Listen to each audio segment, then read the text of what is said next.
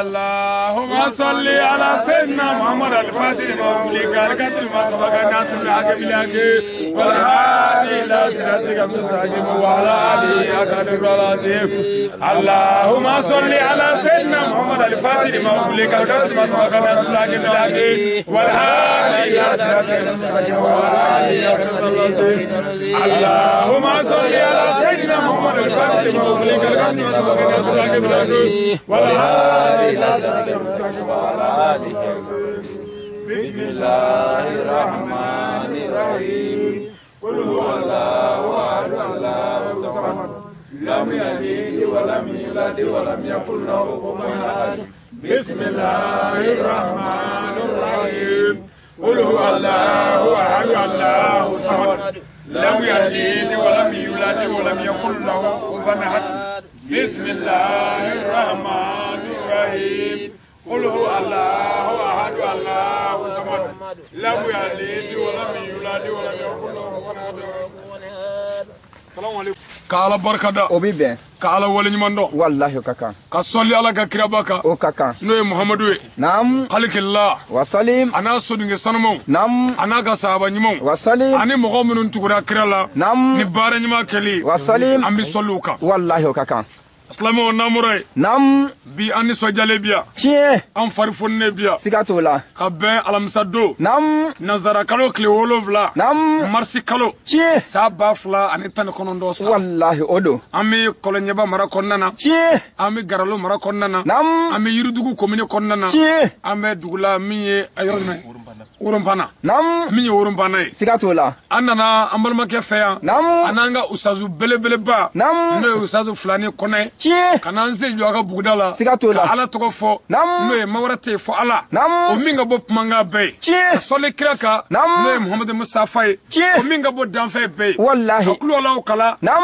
no suratul ikhlas tie o minga bo ne qur'ane suran yi wallahi sura min gorotara ka ala yere kele masakele kufo nam op manga mi dakunya fula folike tie anga usazula o kaka ko kaga demayala nam ko kaga kalandeuna obi ben ko ka siginyona nam abora anfe jarala anjatilala tie ta foli kana ka dugo kanye sigatola anyere ya kanusa nam aya nyina fe chugumina anjana na chugula anya kanu chugula ngamina anze joga demayala o lahara do dalue ko ayanganu alakama anyere ya kanu alakama wallahi anta to do nyefe dugula ngami joga folike ka dugo ke o kaka amba nyin ala fe bugudai nam moraya ala ka bugudai ngele ba amin bugudai nam moraya ala ka toro ba amin bugudai nam moraya ala ka here jidiya amin barka mo de barka mo che barka mo kalane barka mo na vola barka mo mishi barka mo saga barka mo che barka mo mi barka mo nyame barka mo so barka mo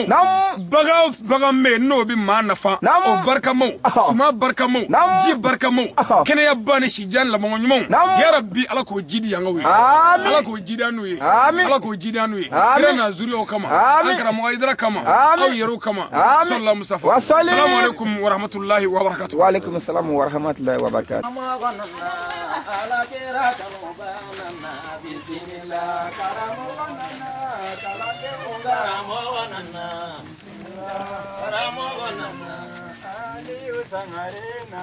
Ye karamo nana ba awa wolode nana. Karamo nana alakira kanu ba nana.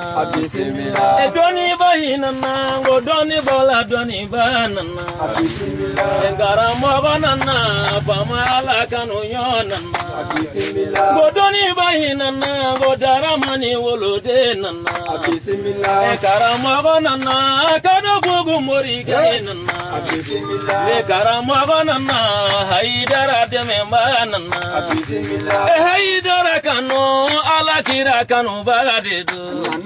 Le karamo nana boli jugu malo ba nana. E haidara kodo haidara kanu yo nana. Le karamo nana kado bugu dangele nana. Le karamo nana alakira kanu ba nana. Asilami ukodo alakira kanu ba obemi. Asembi ala kono nanga unanga karama wanana. Kanu ba lukodo nga unanga dametigi nana. Sembi ala ka ukodo ala yason tare tare minna. Aye ala kanu barika da fama ala de. Asilami nana go wajulu do watoro nana.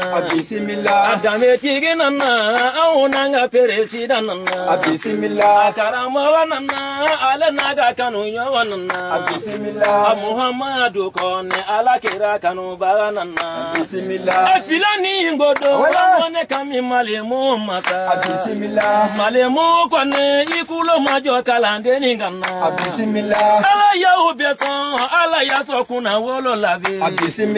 Aye ala tanu kabari kada fama ala de. Ala ya udeson ala ya sokanu baga mina. Karama bakodo kado bugu dangele kodo. Ale onana ngo Zainabu furuke nana. Sangara nana ngo Aisha ta furuke nana. Sangara nana ngo Fatuma ta furuke nana.